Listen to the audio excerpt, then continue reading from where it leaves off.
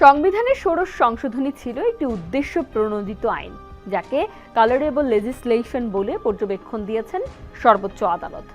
ষোড়শ সংশোধনীর বিষয়বস্তু প্রসঙ্গে আদালত মন্তব্য করেন, এটি ছিল কর্তৃত্ববাদী ও ফ্যাসিবাদী শাসকের পক্ষ থেকে একটি স্পষ্ট প্রয়াস, যেখানে বিচারপতিদের অপসারণের ক্ষমতা সুপ্রিম জুডিশিয়াল কাউন্সিল থেকে কেড়ে নিয়ে সংসদের হাতে তুলে দিতে চেয়েছিল।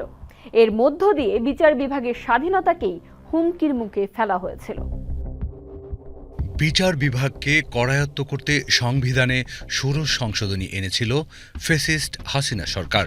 সেই সংশোধনীকে সংবিধানে পরিপন্থী ও বাতিল ঘোষণা করে হাইকোর্ট। সংবিধানে পুনর্বহাল করা হয় সুপ্রিম জুডিশিয়াল কাউন্সিলের বিধান, যে বিধান বলে দুর্নীতি ও গুরুতর অসদাচরণের দায়ে অভিযুক্ত বিচারপতিদের অপসারণ করেন রাষ্ট্রপতি। আইনজ্ঞরা বলছেন, ফ্যাসিস্ট হাসিনা সরকার ক্ষমতাকে কুক্ষিগত করতে নানা কৌশলের অংশ হিসেবে সংবিধানে ষোড়শ সংশোধনী এনেছিলেন, কিন্তু তার সেই কৌশল ভেস্তে গিয়েছিল সুপ্রিম কোর্টের দুটি রায়ে। যখন বিগত সরকার এই বিচারকদের মানসিকভাবে ভেঙে দেওয়ার জন্য, দুর্বল করার জন্য, তারা যাতে ন্যায় বিচার করার থেকে সবসময় স্বাধীন না থাকে, তারা যেন সরকারের আজ্ঞাবহ হিসেবে বিচার প্রদান করে থাকেন এবং তাদের পছন্দ মতো বিচার যদি প্রদান করা না হয়, সেক্ষেত্রে তারা পার্লামেন্টে মেজরিটির কারণে যে কোনো সময় যে কোনো বিচারককে যাতে অপসারণ করতে পারেন, এই কারণেই এই সংবিধানের ষোড়শ সংশোধনীটি এনেছিলেন। 1972 সালে মূল সংবিধানে সুপ্রিম কোর্টের বিচারপতিদের অপসারণের ক্ষমতা জাতীয় সংসদের হাতে ছিল। 1975 সালে চতুর্থ সংশোধনীর মাধ্যমে এ ক্ষমতা রাষ্ট্রপতির হাতে নেওয়া হয়।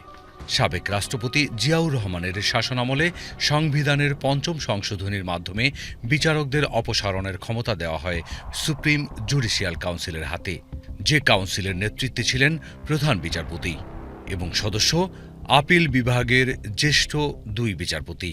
নিজের ক্ষমতাকে কুক্ষিগত করার জন্য 2014 সালে ক্ষমতাচ্যুত প্রধানমন্ত্রী শেখ হাসিনা বিচারপতি অপসারণের বিধান ফিরিয়ে নেয় জাতীয় সংসদের হাতে, যা ষোড়শ সংশোধনী নামে পরিচিত।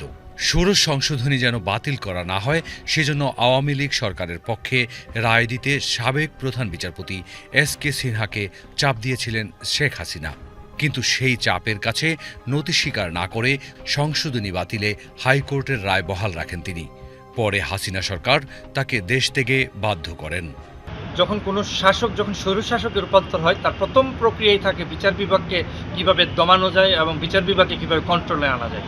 এই ষোড়শ সংশোধন নিয়ে আপনারা জানেন যে একজন প্রধান বিচারপতিকে, তৎকালীন প্রধান বিচারপতিকে কি ন্যাক্কারজনকভাবে দেশ থেকে বাধ্য করা হয়েছিল এবং সেই প্রধান বিচারপতি তিনি তার বক্তব্য জানিয়েছেন দেশবাসীকে, আপনারা বিভিন্ন মিডিয়ার মাধ্যমে দেখেছেন, যে তিনি বলেছেন যে তাকে রাষ্ট্রপতি কার্যালয়ে ডেকে নেওয়া হয়েছে এবং প্রধানমন্ত্রী, তৎকালীন প্রধানমন্ত্রী যিনি ফ্যাসিবাদী যে আচরণগুলো করেছিলেন তৎকালীন প্রধান বিচারপতি জনাব সুরেন্দ্র কুমার সিনহার সঙ্গে, কীভাবে বিচার বিভাগকে কন্ট্রোল করার অপচেষ্টা চালানো হয়েছে।